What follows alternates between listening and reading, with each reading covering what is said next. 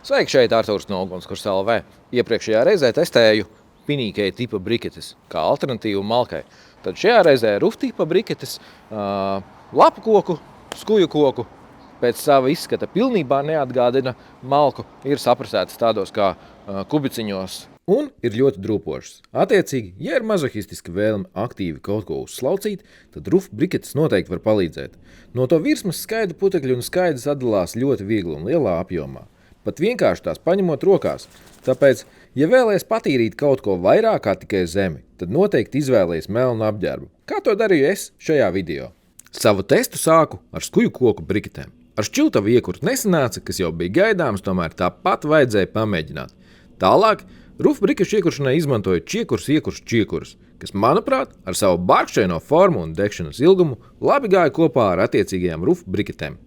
Ja skuju koku briketes sanāca iekurt ar pirmo piegājienu, tad lapu koku briketes tikai ar kādu trešo piegājienu. Iemesli var būt dažādi. Tomēr kā realistiskākie šķita vai nu tas, ka neesmu tik labi kā pirmajā reizē salicis briketes un attiecīgi nepietiek vajadzīgās gaisa aprites, vai vēl ticamāk, ka skuju koka brikešu sastāvā bija arī skuju kokam raksturīgie sveķi, kas kā degoša konsistence noteikti varēja palīdzēt vieglāk iekurties. Par labu sveķu klātesamībai liecināja arī tas, ka lapu koku briketes degšanas laikā ieplaisāja, savukārt skuju koka briketes izplatās, bet nesadalījās, un degšanas laikā virs skuju koka briketēm ik pa laikam parādījās melns dūms, kas domājams rodas no sveķu sadegšanas. Protams, varu kļūdīties, un ja tev ir kāda cita ideja, ierakst komentārā. Ruf brikešu lielākie plusi noteikti ir to forma un cena. Tās ir viegli satvert, novietot un pārlikt. Glabājot var salikt maksimāli cieši, bez liekām gaisa kabatām. Savukārt cena pret masu, tā noteikti ir viena no zemākajām starp kurināmo veidiem.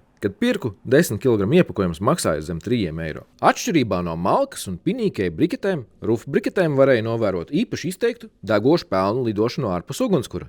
Ja ārā ir vējš, tad ruf brikešu kurināšanas gadījumā ieteiktu īpaši izvērtēt, kas jums atrodas pavējā un vai nav kas viegli uzliesmojošs. Ja bez siltuma nodrošināšanas būtiski arī radīt mājīguma noskaņu, tad es izvēlētos lapu koku briketes. To izteiktā trīskrāsu kombinācija ar balto, melno un oranžo krāsu radīja tādu ļoti patīkamu ģimeniskā siltuma sajūtu. Kas ir interesanti, tad lapu koku ruf briketes ilgāk saglabāja stingrību un arī temperatūru, kas vēl bija jūtama pēc 4 stundu kurināšanas. Savukārt pelna bija tāda kā miltu konsistences. Atšķirībā no skuju koku briketēm, kur tie bija lielākās barkstīs, tātad švakāk izdeguši. Tas arī atsaucās uz pelnu apjomu pret sākotnējo brikešu svaru. Skuju koku briketēm tie bija 2,11%, savukārt lapu koku briketēm 0,7%. Tas, ko gribu noteikti pieminēt, ka pēc 3 stundu kurināšanas skuju koku briketes jau bija gandrīz pilnībā bez sarkanām degošām oglītēm, attiecīgi ar ļoti zemu temperatūru.